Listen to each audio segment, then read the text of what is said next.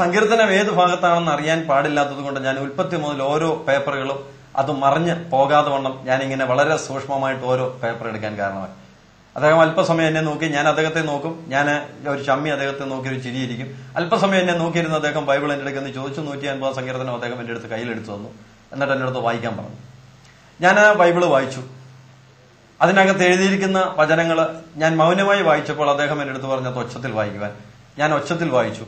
അത് ഒച്ചത്തിൽ വായിച്ചു കഴിഞ്ഞപ്പോൾ അദ്ദേഹം ചോദിച്ചു, എങ്ങനെ ദൈവത്തെ സ്തുതിക്കണം? അപ്പൊ ഞാൻ അദ്ദേഹത്തോട് പറഞ്ഞൊരു കാര്യമുണ്ട്, അച്ഛാ ഇതിനകത്ത് പറഞ്ഞിരിക്കുന്ന പോലാണെങ്കിൽ ഇവിടെ ചെയ്യുന്ന കാര്യം ശരിയാ. അങ്ങനെ അദ്ദേഹം എന്റെ അടുത്ത് പറഞ്ഞു, ക്രിസ്തീയ സഭയുടെ പല സാമുദായികമായിരിക്കുന്ന വിഭാഗങ്ങളും അവരവരുടേതായ ചില പഠിപ്പിക്കലുകളുണ്ട്, ദൈവവചനമാണ് സത്യം. അന്നാണ് ഈ തിരുവചനം അഥവാ ബൈബിള് അത് സത്യമായിരിക്കുന്ന ദൈവത്തിന്റെ വചനമാണെന്നൊരു ബോധ്യം എനിക്ക് കിട്ടുന്നു. അങ്ങനെ ഞാൻ ബൈബിള് വായിക്കാൻ തുടങ്ങി. അടുത്ത പ്രാവശ്യം ഞാൻ പരോള് കഴിഞ്ഞിട്ട് പൂജപ്പുര സെൻട്രൽ ജയിലിൽ കയറിയപ്പോൾ അപ്പോഴും എന്റെ മനസ്സിന്റെ ആ പിരിമുറുക്കം മാറിയിരുന്നില്ല, പ്രതികാര മനോഭാവം മാറിയിരുന്നില്ല. ഒരു സെക്കൻഡ് സാറ്റർഡേയിൽ ഒരു പാസ്റ്റർ അവിടുത്തെ ചർച്ചിൽ പ്രസംഗിക്കുന്ന ആ പ്രസംഗത്തിന്റെ ശബ്ദം ഞാൻ ആ സൈഡിലൂടെ കടന്നുപോയപ്പോൾ അത് എന്റെ വിഷയം എന്നോട് സംസാരിക്കുന്നത് പോലെ എനിക്ക് തോന്നുകയും അവിടെ മതിലിനോട് ചേർന്ന് അത് വളരെ ശ്രദ്ധയോടെ ഞാൻ കേട്ടു നിൽക്കുകയും ചെയ്തു. എന്നാൽ ഞാൻ അവിടെ നിൽക്കുമ്പോൾ തന്നെ മദ്രാസിലെ മോനെന്ന് അപരനാമത്തിൽ അറിയുന്ന ബ്രദർ റെനി ജോർജ്, അദ്ദേഹം അതിലെ ഒരു പാട്ട് ഹൗസ് എടുക്കാനോ മറ്റോ കടന്നുപോയി. എന്നെ കണ്ടു. അദ്ദേഹം അങ്ങോട്ട് വിളിച്ചു. ഞാൻ അങ്ങ് കടന്നു പോകാതിരുന്നു. ഞാൻ നിർബന്ധിച്ച് പുറകോട്ട് ഇവിടെ നിന്നോളാമെന്ന് പറഞ്ഞു. പക്ഷെ അദ്ദേഹം എന്നെ നിർബന്ധമായിട്ട് പിടിച്ച് ആ ചർച്ചിന്റെ വാതിൽക്കൽ കൊണ്ടുപോയി അകത്ത് കയറാതെ അവിടുത്തെ പ്രസംഗവും ബാക്കി പാട്ടുകളും എല്ലാം കേട്ടുകൊണ്ട് ഞാൻ അവിടെ നിന്നു. അനേകരവിടെ എഴുന്നേറ്റ് നിന്ന് സാക്ഷ്യം പറഞ്ഞു. സാക്ഷ്യം പറഞ്ഞ ആളുകളുടെ ജീവിതത്തിൽ കഴിഞ്ഞകാല ജീവിതത്തിൽ ഉണ്ടായിരുന്ന ആ മാനസിക പ്രയാസങ്ങൾ കർത്താവിന്റെ സന്നിധിയിൽ വന്ന് മാറി എന്നൊക്കെ കേട്ടപ്പോൾ എനിക്കും തോന്നി എന്റെ ജീവിതത്തിൽ ഇവിടെ ഒരു വ്യത്യാസം വരും. മാത്രമല്ല അന്ന് കേട്ട ആ ദൈവവചനത്തിന്റെ പ്രസംഗം എന്റെ വിഷയം എന്നോട് ഇടപെട്ട് ആരോ സംസാരിച്ച് എന്നെ ആശ്വസിപ്പിക്കുന്നത് പോലെ എനിക്ക് തോന്നുവാൻ കാരണമായി. അതിനുശേഷമുള്ള അവിടുത്തെ ഓരോ മീറ്റിങ്ങുകൾക്കും ഞാൻ അവിടെ കടന്നു ചെല്ലുകയും അത് വളരെ ശ്രദ്ധയോടെ പുറകിലിരുന്ന് കേൾക്കുകയും ഒക്കെ ചെയ്യുമായിരുന്നു. അത് എന്നെ അവിടെ സാക്ഷ്യം പറയാനോ വല്ലതും വിളിച്ചു കഴിഞ്ഞാൽ ഞാൻ അതിൽ നിന്ന് വിട്ടുപോകുമെന്നുള്ള ചിന്താഗതി കൊണ്ടായിരിക്കാം എന്റെ സുഹൃത്തുക്കളോ അവിടെ വരുന്ന ആ പാസ്റ്റേഴ്സോ ആരും എന്നെ അതിനെ നിർബന്ധിച്ചില്ല. അതങ്ങനെ കടന്നുപോയി. ഞാൻ അടുത്ത പരോളിന് വീണ്ടും വന്നു. വീണ്ടും ഞാൻ ധ്യാന മന്ദിരത്തിൽ പോയി.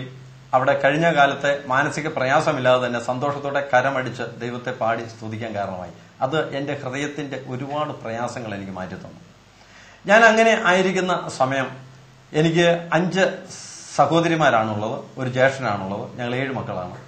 എന്റെ 5ാമത്തെ സഹോദരി മന്ദബുദ്ധിയായിട്ട് ജനിച്ച ഒരു സഹോദരിയാണ്. ഈ സഹോദരിക്ക് ഹാർട്ടിന് കംപ്ലൈന്റ് ഉള്ളയാളാണ്.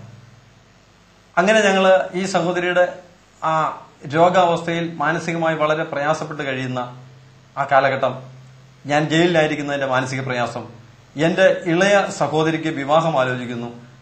സെൻട്രൽ ജയിലിൽ കൊലക്കേസിൽ പ്രതിയായിട്ട് കിടക്കുന്ന ഒരുവന്റെ സഹോദരിയെ വിവാഹം കഴിക്കാൻ എത്ര കാശ് കൊടുത്താലും ആളില്ല.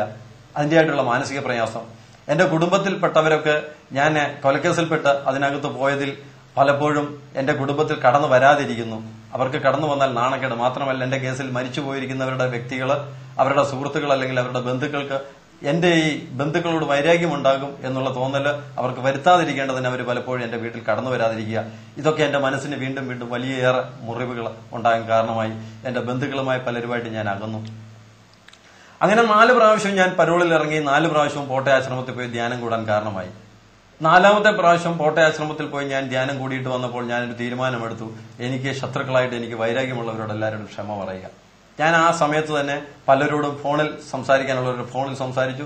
നേരിട്ട് ക്ഷമ പറയാനുള്ളവരോട് നേരിട്ട് ക്ഷമ പറഞ്ഞു. അതെന്റെ ജീവിതത്തിൽ എന്റെ മനസ്സിന് വളരെ ഒരു ആശ്വാസം തന്ന ഒരു സാഹചര്യമായിരുന്നു. എന്നാൽ അപ്പോഴും എന്റെ പിതാവിന്റെ മദ്യപാനമോ എന്റെ പിതാവിന്റെ വീട്ടിലുള്ള ക്രൂരമായിരിക്കുന്ന പ്രവർത്തനങ്ങൾക്കോ യാതൊരു മാറ്റവും വരാഞ്ഞതുകൊണ്ട് ധ്യാനമന്ദിരങ്ങളിൽ പോയി ഞാൻ മാനസിക സന്തോഷത്തോടെ വീട്ടിലേക്ക് വരും.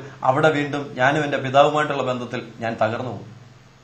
എന്നെ കേൾക്കുന്ന പ്രിയ സഹോദരങ്ങളെ, നിങ്ങളോട് എനിക്കൊരു കാര്യം പറയുവാനുള്ളത്, പിതാക്കന്മാരുടെ ദുർവൃത്തി ദൈവവചനം നാം വായിക്കുമ്പോൾ തലമുറകളെ 4 തലമുറ വരെ ദൈവം ശിക്ഷ വിധിക്കും എന്ന് പുറപ്പാട് പുസ്തകം 20-ാം അധ്യായത്തിൽ നാം കാണുന്നുണ്ട്. പിതാക്കന്മാർ മദ്യപാനികളോ ദുർമാർഗികളോ ആയി മാറിയാൽ അവരെ ഡിപ്പെൻഡ് ചെയ്ത് ജീവിക്കുന്ന കുഞ്ഞുങ്ങൾ, അവരെ ഡിപ്പെൻഡ് ചെയ്യുന്ന അവരുടെ ഭാര്യ, അവർ ഏറ്റവും തകർന്നു പോകും. അവർക്ക് ആശ്രയമുള്ളത് ഈ ഭർത്താവിന്റെ അടുത്താണ്, അല്ലെങ്കിൽ അപ്പന്റെ അടുത്താണ്. അവരുടെ ജീവിതത്തിൽ അവർക്കൊരാശ്വാസം കൊടുക്കുവാൻ അപ്പന് സാധിക്കുന്നില്ല എന്നുണ്ടെങ്കിൽ ആ കുടുംബം വളരെയേറെ തകർച്ചയിലായിത്തീരും.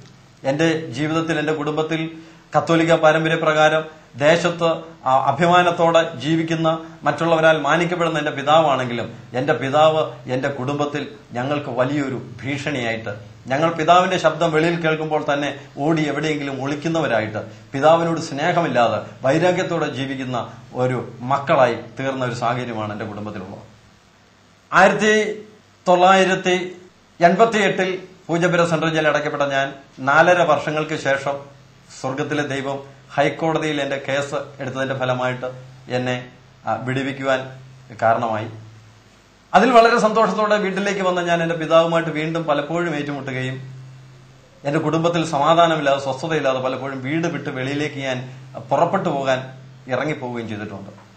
പലപ്പോഴും ഞാൻ കവലയിൽ വന്ന് ട്രെയിനിന് കയറണോ ബസ്സിന് കയറണോ എന്ന് ഇങ്ങനെ ആലോചിക്കുമ്പോൾ എന്റെ വീട്ടിൽ എന്റെ അച്ചാച്ചൻ മാരകമായിട്ട് ഉള്ള ആക്രമണം നടത്തുന്നു, എന്റെ അമ്മച്ചിയെ ആക്രമിക്കുന്നു, എന്റെ സഹോദരങ്ങളെ ആക്രമിക്കുന്നു, ഇങ്ങനെയുള്ള ചില ചിന്തകൾ എന്റെ മനസ്സിൽ വന്നിട്ട് അവരെ സഹായിക്കാൻ ആരുമില്ലല്ലോ എന്ന് കരുതി ഞാൻ മടങ്ങി വീണ്ടും എന്റെ ഭവനത്തിലേക്ക് വന്നു.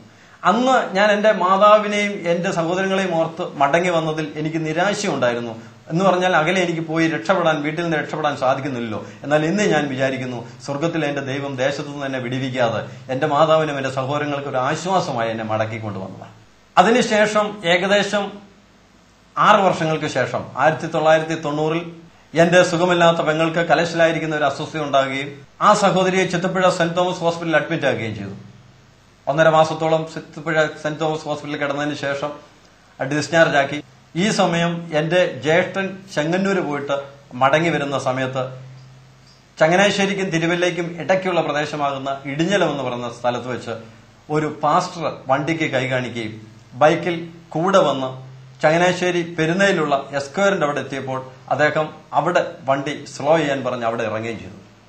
വണ്ടി വിട്ടു മാറുവാൻ പോയപ്പോൾ എന്റെ ബ്രദറിനെ അദ്ദേഹം തട്ടി വിളിച്ചിട്ട് പറഞ്ഞു, ബ്രദറെ പോകരുത്, എനിക്കൊരു അല്പകാര്യങ്ങൾ സംസാരിക്കാനുണ്ട്, പരിചയപ്പെടാനുണ്ട്. അവിടെ വെച്ച് സംസാരിച്ച് പരിചയപ്പെട്ട് എന്റെ കുടുംബത്തിന്റെ ചില ആലോചനകൾ ദൈവികമായിട്ട് അദ്ദേഹത്തിന് കിട്ടിയത് എന്റെ ജ്യേഷ്ഠനോട് പറഞ്ഞു. അന്ന് ഞങ്ങൾ അനുഭവിച്ചുകൊണ്ടിരുന്ന ചില കഷ്ടങ്ങളുടെ വഴികൾ, ഞങ്ങൾക്ക് വരാൻ പോകുന്ന ചില സംഭവങ്ങളൊക്കെ ജ്യേഷ്ഠനോട് പറഞ്ഞു. കത്തോലിക്ക വിശ്വാസത്തിലായിരിക്കുന്ന എന്റെ ജ്യേഷ്ഠൻ ഒരിക്കലും ഒരു പാസ്റ്ററുടെ ഒരു വാക്കിനെ അംഗീകരിക്കാൻ സാധ്യമല്ലായിരുന്നു. അതുകൊണ്ട് അത് കൂടുതൽ അംഗീകരിച്ചില്ല.